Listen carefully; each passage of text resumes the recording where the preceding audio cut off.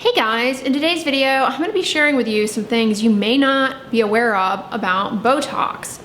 Botox is one of the most popular, sought after cosmetic procedures, and it works to smooth out wrinkles. How does it work? Well, it's a neurotoxin that cuts off communication between the nerve and the associated muscle group.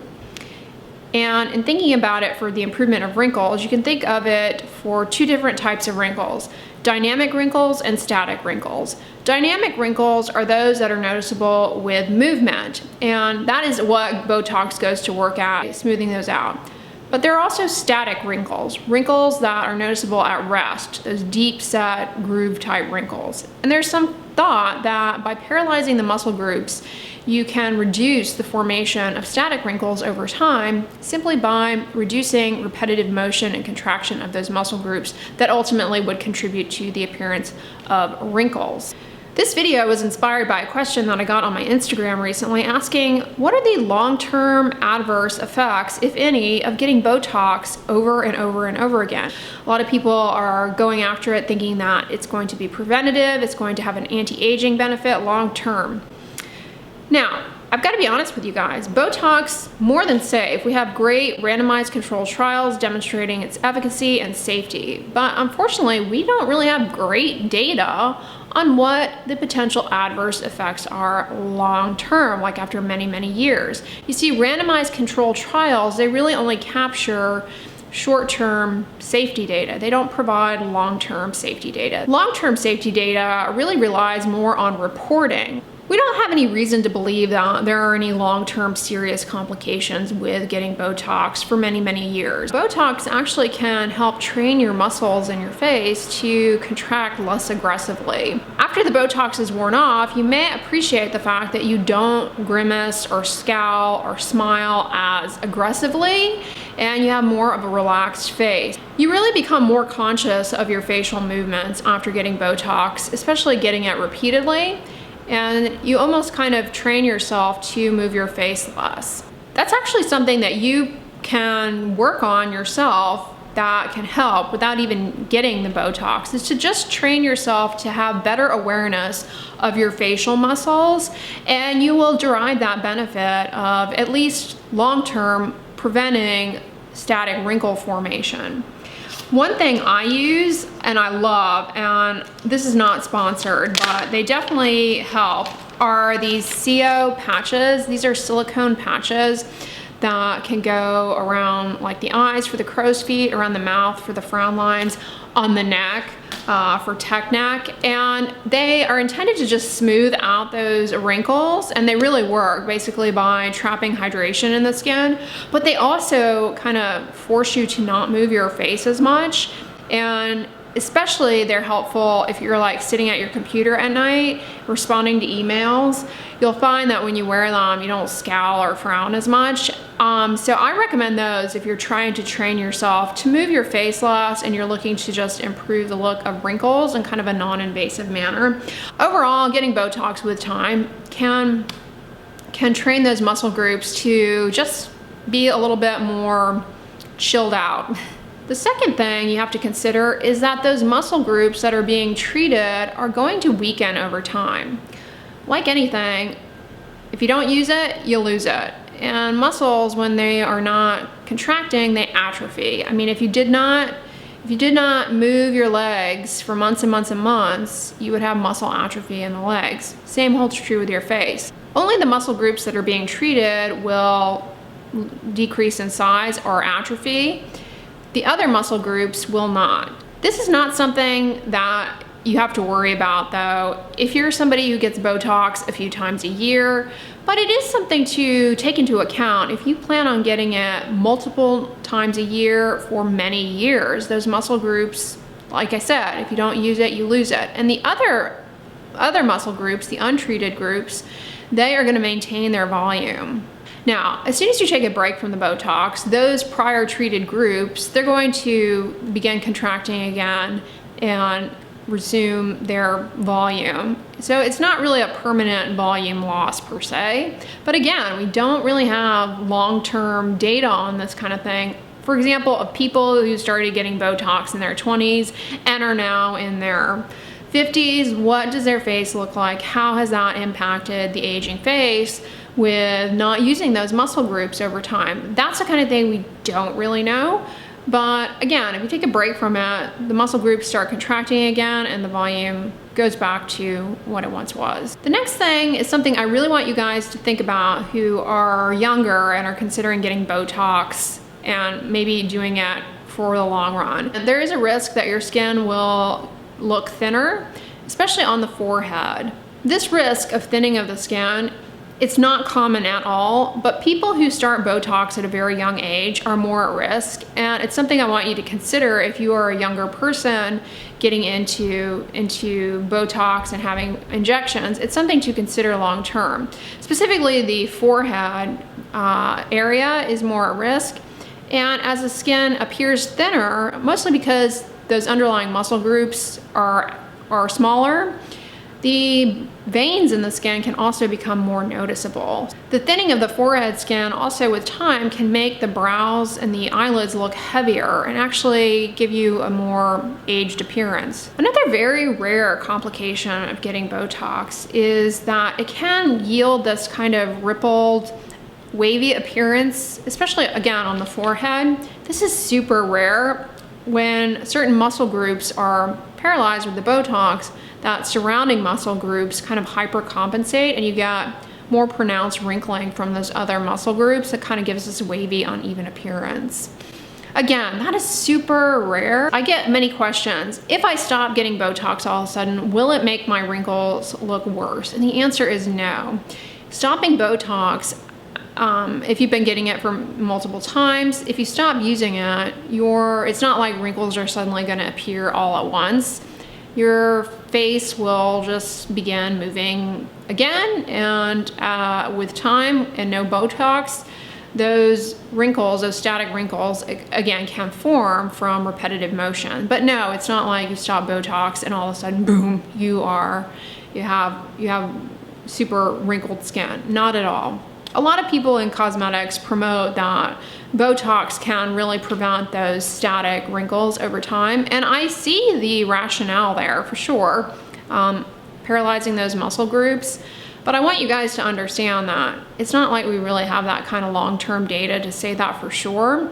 Many people will argue that even when stopping Botox, you're going to look younger than if you never had it before. I don't know that I agree with that fully, because Botox, while it does stop those repetitive motions that contribute to wrinkles, a lot of, or actually most, if not all, of what contributes to wrinkle formation is destruction of the underlying framework due to largely ultraviolet radiation. It's really important if you are pursuing Botox. I mean, if you're anybody, it's important. But it's super important to make sure that you're doing things like protecting your skin from the sun with sunscreen and wearing a broad-brimmed hat. All it does is take away that repetitive motion that, yes, with time creases the skin and leads to wrinkling. But the main reason that those repetitive motions result in wrinkling of the skin is that the underlying framework is damaged. It's not as voluminous as a result of environmental exposures to UV, pollution, smoking, poor diet. Botox cannot undo those things. It's really just kind of taking away a very superficial component of wrinkle formation. But the main reason that wrinkles form from those repetitive motions over time is that the underlying framework is not as supportive with time. It gets damaged from ultraviolet radiation, pollution, smoking, poor diet with the formation of advanced glycation end products. I have a video talking about those in more detail. I'll put a card here. But those things compounded with the fact that as we age, our body produces less collagen over time. So when people talk about Botox for preventing wrinkles, it really needs to be a conversation that focuses also on combining that with these lifestyle factors. Otherwise, you're not really doing much to truly delay the formation of wrinkles and slow aging. Not to mention the lifestyle factors that I mentioned. Those things alone will have tremendous benefit on the look of your skin. Just wearing sunscreen and protecting your skin from the sun alone can result in fewer wrinkles, more so probably than getting Botox. All Botox does is stop the mechanical force on the skin that dents the skin and contributes to those wrinkles, but it's really that underlying framework that you really need to nourish with the lifestyle factors. There's protecting your skin from the sun, there's eating a healthy diet, rich in fruits and vegetables. We have data looking at the visible signs of aging and diet, and people who consume fruits and vegetables have fewer wrinkles. We know that. The reason for this is that fruits and vegetables are rich in compounds that actually can raise the minimal amount of UV exposure required to begin damaging your skin, and also provide antioxidants that scavenge free radicals that damage the collagen in our skin. Getting good sleep is also really important. We have this culture now that celebrates sleep deprivation, and it's got to stop. I mean, it's really got to stop. Sleep deprivation ages your entire body because it causes a lot of inflammation. Your body cannot properly heal and recover when you are sleep deprived. Don't get me wrong, I really think Botox is fantastic. It's a fantastic intervention for rejuvenating the look of wrinkles, both dynamic and then potentially preventing static wrinkles down the road just by reducing those repetitive motions. But it needs to be more than that in order to have sustained rejuvenation and ultimately, moving forward, reduce the visible signs of aging. Sun protection, a healthy diet rich in fruits and vegetables, not smoking, and getting good quality sleep, getting exercise to reduce stress levels and improve how our body deals with stress, as well as lower inflammation. I'm telling you, you guys, those lifestyle factors, they take your skin and your body much further in life, literally. Extend longevity. But don't get me wrong, Botox is fantastic for cosmetic rejuvenation. Not only that, beyond wrinkles, Botox has a ton of fantastic uses for medical issues. For example, torticollis. It also is used for hyperhidrosis or excessive sweating. And there are actual studies showing that Botox for cosmetic reasons can improve mood, and of course self-esteem cannot ever be underplayed.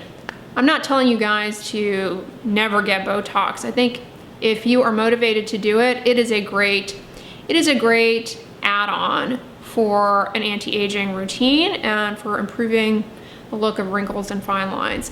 It is expensive and something to keep up with, and depending on where you live, you may not actually be able to do it right now with distancing. We don't have great long-term safety data on Botox, but as a dermatologist, I don't have any reason to believe that there's anything that you need to worry about. There is one retrospective study that looked at 4,103 injections for the treatment of lines on the upper face. This was done in 943 patients, and of all those patients, they had to have a minimum of at least 3 injections to be included in the study, and this study showed no long-term adverse effects. And there also is a case report of a patient who got Botox for 13 years for frontal and glabellar lines with no evidence of adverse effects. There are many people who have gotten it multiple injections for many, many years with no issues. And a lot of these things that I mentioned can be minimized or avoided just by the injection technique, changing up where the injections are placed each time you go. So I don't want you guys to worry, but I thought I would make this video because I did get quite a few questions about what are the long-term complications of Botox. Really, I don't have any reason to believe that there's anything concerning with getting Botox for many years, but I think it's important to understand that it's more than just getting the Botox for that anti-aging effect. You have to be doing all of the lifestyle things. And if you're doing all of the lifestyle things, chances are you're gonna look great without Botox. They really can take you very far. But yeah, comment below on your experience getting it, if it's something that you've been doing for years and whatnot. I hope you guys enjoyed this video. If you liked it, give it a thumbs up, share it with your friends, and as always, don't forget, sunscreen and subscribe. I'll talk to you guys tomorrow. Bye.